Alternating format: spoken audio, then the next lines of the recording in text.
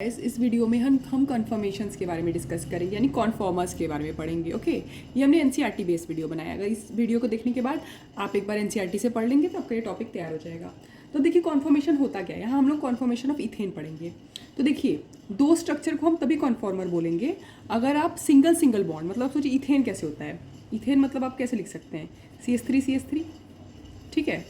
तो ये तो कार्बन कार्बन के बीच में एक बॉन्ड है ना, तो अगर सोचिए उस कार्बन कार्बन के बस बॉन्ड के बीच में जो रोटेशन करके अगर आप दो स्ट्रक्चर को एक दूसरे में इंटर कन्वर्ट कर सकते हैं तो वो उसका कॉन्फॉर्मेशन है।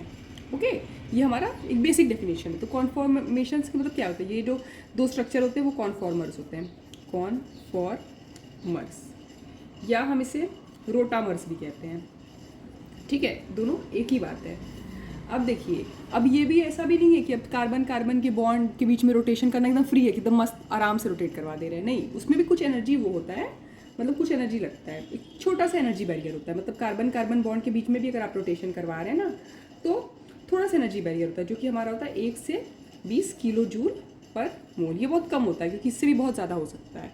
ठीक है, इतना सा इसका रोटेशनल बैरियर होता है। और क्यों होता है, क्योंकि देखिए हमारा सोचिए एडजस्टेंट बगल बगल वाले उसमें भी ना थोड़ा सा रिपल्सिव फोर्स होता है, इसलिए इतना सा रोटेशन बैरियर तो आपको होगा ही। ओके, अब चलिए हम ये वाला जो टॉपिक देख रहे हैं सोहर्स और न्यूमैन, इसको हम इथेन के बेसिस पे देखेंगे, कॉन्फॉर्मेशन ऑफ इथेन। तो ये इथेन ही तो है, देखिए CH3 बस लिखने का तरीका अलग है। ठीक है, तो अब देखिए थोड़ा सा बेसिक पहले जान लेते हैं सोहर्स और न्यूमैन जानने से पहले कि कॉन्फॉर्मर्स मतलब क्या होता है। देखिए 3 आपको टर्म्स आपको पता चलेगा, एक है स्टैगर्ड, ठीक है, स्टैगर्ड, एक्लिप्स्ड और स्क्यू। ठीक है, इसमें से देखिए ये स्टैगर्ड और एक्लिप्स सचिए दो अलग अलग कह सकते हैं, दो अलग अलग छोर है, मतलब ऑपोजिट्स है। ठीक है, अब देखिए एक्लिप्स में क्या होता है। एक्लिप्स तो आपने पढ़ा होगा ना, हमने सोलर एक्लिप्स लूनर एक्लिप्स बचपन में पढ़ा है। एक्लिप्स में कब क्या होगा ना, आप सोचिए इसी एग्जाम्पल से हम एक्सप्लेन कर रहे हैं। ओके, ये देखिए यहाँ पे भी हाइड्रोजन हाइड्रोजन हाइड्रोजन है। आप सोचिए इसमें देखिए अगर हम बोल रहे हैं कोई चीज़ एक्लिप्स्ड है, एक्लिप्स मतलब एक के ऊपर एक, अगर सोचिए ये वाला है, इसके मतलब किसी चीज़ को कोई चीज़ के ऊपर आ जाए तो वो एक्लिप्स है। मतलब फिर आप सामने वाले को देख पा रहे हैं, पीछे वाले को नहीं देख सकते। यही तो हमारा सोलर एक्लिप्स लूनर एक्लिप्स होता है ना, हमने फिजिक्स में बचपन में क्लास 8 में पढ़ा होता है। ओके, तो वो एक्लिप्स्ड होता है। ठीक है, स्टैगर्ड मतलब सबसे उल्टा। अब देखिए एक्लिप्स में क्या होता है ना, एक के ऊपर एक, सोचिए ये हाइड्रोजन इस हाइड्रोजन, देखिए अब इसको बना के दिखाना तो पड़ेगा समझाने के लिए। तो ये हाइड्रोजन इसके मतलब ये वाला पीछे है, ये सामने है। ठीक है, ये हमारा एक्लिप्स्ड है, बस उल्टा हो गया अगर ना, तो बस ये देखिए 180 पे उल्टा एकदम हो गया, तो इसे हम कहते हैं क्या, स्टैगर्ड कॉन्फिगरेशन। ओके, और स्क्यू क्या है, एक्लिप्स देखिए पहले एक्लिप्स है, सोचिए एक्लिप्स मतलब ये ऐसे है। ठीक है, ये हाइड्रोजन देख रहे हैं तो सामने, फिर आप इसको थोड़ा सा रोटेट करेंगे, थोड़ा सा अगर उसको सोचिए किसी एक कार्बन पीछे वाले को रोटेट किया ऐसे, ठीक है, तो एक अलग सा मतलब स्ट्रक्चर बनेगा। तो एक्लिप्स और स्टैगर्ड के बीच में जो जो कन्फर्मेशंस अवेलेबल है, जो बना सकते हैं आप रोटेट कर करके, क्योंकि सिंगल बॉन्ड तो रोटेट कर ही रहे हैं हम लोग, यही तो पढ़ रहे हैं कॉन्फर्मेशन ना, तो वो हमारे बीच वाले होंगे स्क्यू।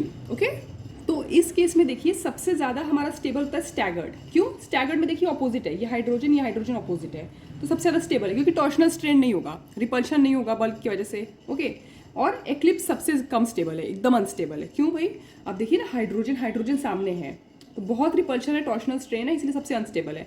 और स्क्यू वाले इन बिटवीन होते हैं स्टैगर्ड और एक्लिप्स्ड के। ओके, तो अब थोड़ा करके हम लोग देखते हैं सोहर्स प्रोजेक्शन। पहली बात देखिए सोहर्स प्रोजेक्शन थोड़ा सा देखिए हॉर्स की तरह लगता है। हम लोग जो बचपन में लकड़ी वाला घोड़ा देखे होते हैं ना, मूवीज़ में तो आपने देखा ही होगा, हम लोगों में बचपन में भी नहीं देखा है, मूवीज़ में देखा होगा आपने ना, वो ये थोड़ा हॉर्स की तरह लगता है, घोड़े की तरह। ठीक है, लकड़ी का घोड़ा होता है वो, आपने कभी ना पुरानी मूवीज़ में देखा होगा, इसलिए इसको सोहर्स कहते हैं। अब आप देखिए ध्यान से देखिए कि इसमें व्यू कहाँ से होता है। इसको ये जो एक्सिस है ना हमारा, ये मॉलिक्यूलर एक्सिस है, हम लोग उस मॉलिक्यूलर एक्सिस के अलोंग व्यू करते हैं। ठीक है, तो ये वाला जो हमारा होता है ये फ्रंट कार्बन है, मतलब सोचिए कि ये जो लाइन, मतलब एक लाइन सोचिए करेंगे तो इसे मॉलिक्यूलर एक्सिस के अलोंग व्यू कर रहे हैं, तो जो सोचिए लाइन के कंपैरेटिवली ये तो नीचे है ना, तो नीचे वाला हमारा फ्रंट होता है, ये वाला बैक होता है। ठीक है, तो उसका दो है, एक्लिप्स्ड स्टैगर्ड। एक्लिप्स में क्या है भाई, हाइड्रोजन के सामने, हाइड्रोजन के सामने, सारे हाइड्रोजन के सामने।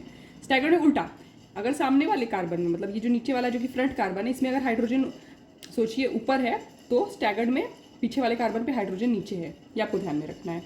अब इसमें देखिए ये एक्लिप्स तो स्टैगर्ड हो गया, तो ये बहुत नॉर्मल वाला है। ओके, अब देखिए क्या होगा, सोचिए अगर आप एक कार्बन पे देखें ना तो बीच में देखिए 120 डिग्री का एंगल है, ये आपको बहुत ध्यान में रखना है। अब देखिए ये भी कन्फर्मर्स ही है, ठीक है, कन्फर्मेशन ही है। न्यूमैन में देखिए ऊपर से देखते हैं, हेड अप मतलब यहाँ से देखते हैं, ऊपर से व्यू करते हैं, ठीक है।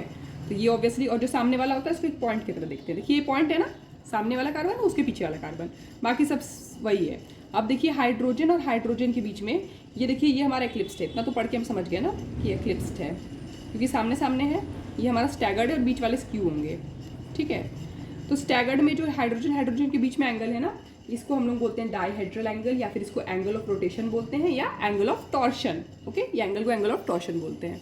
यहाँ पे भी देखिए इन लोगों के, तो मतलब सोचिए एक कार्बन में अगर कंपेयर करें तो इसके बीच बीच में तो 120 डिग्री का ही एंगल है। अब देखिए ये जो स्टेबिलिटी अनस्टेबिलिटी क्यों हो रहा है, क्योंकि देखिए सबका सोचिए हर हाइड्रोजन का एक इलेक्ट्रॉन क्लाउड है, तो इसके रिपल्शन की वजह से टॉर्शनल स्ट्रेन आता है। तो अगर आपको कोई से जनरली बोलना, कोई पूछे कि क्या है मतलब जो इसका अनस्टेबिलिटी कॉज करता है, वो इसके इलेक्ट्रॉन क्लाउड का रिपल्शन है, जिसको हम लोग रीजन देने पे टॉर्शनल स्ट्रेन। अगर नीट वगैरह में भी आपका आएगा तो आप इसमें लिखेंगे कि टॉर्शनल स्ट्रेन को मार्क करेंगे, कि यही इसका रीजन है।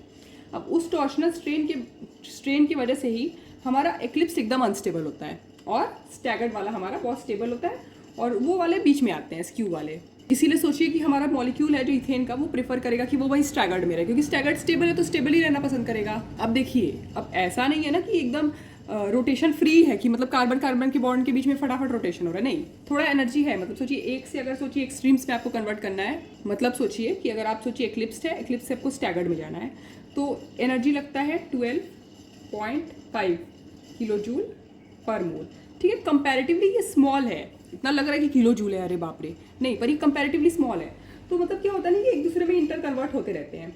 इवन नॉर्मल टेम्परेचर जो हमारा रूम टेम्परेचर में है ना, उसमें भी इतनी काइनेटिक एनर्जी मिल जाती है कि कार्बन कार्बन के बॉन्ड मतलब आपस में रोटेट करके 12.5 इतना एनर्जी तो मिल ही जाता है, तो आपस में इंटर कन्वर्ट हो जाते हैं। तो इस वजह से क्या होता है ना कि हम लोग इथेन का कॉन्फॉर्मेशनल आइसोमर्स को आइसोलेट नहीं कर पाते हैं नॉर्मल कंडीशंस में, क्योंकि भाई वो इंटर कन्वर्ट होता रहता है। तो ये बहुत इंपॉर्टेंट है, ठीक है। आपको ये सॉहर्स और न्यूमैन आना चाहिए, क्योंकि ये स्टेबिलिटी पे क्वेश्चन इवन आपके नीट वगैरह पूछते हैं। आपका जो थ्योरी है वो तो अगर आप एनसीईआरटी से एक और बार पढ़ लेंगे तो इसका डिस्क्रिप्शन पूरा आप समझ जाएंगे, कि कुछ है नहीं। आप अगर देखें तो बस सिंपल बात है, कॉन्फॉर्मेशन क्या होता है इतना आप समझ जाए कि कार्बन कार्बन बॉन्ड को रोटेट करके, आपस में रोटेट करके बनाते हैं। एक सॉहर्स, इथेन का पढ़ रहे हैं, सॉहर्स होता है, न्यूमैन होता है। ये घोड़े की तरह दिख रहा है, इसको सॉहर्स कहते हैं। एक्लिप्स स्टैगर्ड तो इसमें भी सेम है, बीच वाला स्क्यू होता है। फिर न्यूमैन आ गया। न्यूमैन इसमें बस क्या होता है, मॉलिक्यूलर एक्सिस के अलॉन्ग देखते हैं, इसमें ऊपर से देखते हैं। तो ये सामने वाला उसको पॉइंट से दिखा रहे हैं, पीछे वाला तो जो पीछे है, ओके। फिर यहाँ पे एक्लिप्स्ड और स्टैगर्ड। तो बस ये हमारा हो गया कॉन्फर्मेशन। इसको आप एक बार एनसीईआरटी से रीड कर लेंगे, आपको सब समझ में आ जाएगा। Thank you.